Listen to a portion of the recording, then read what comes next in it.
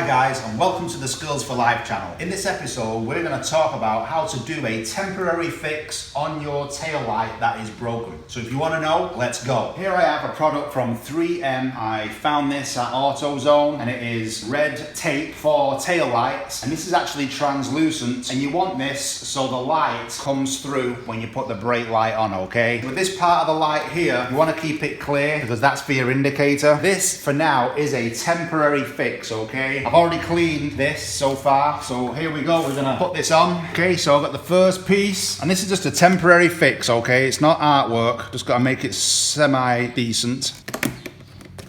And look at that, it's pretty good. Should have a cloth really, but it's about $8 or $9, by the way, from AutoZone. Here's the second piece.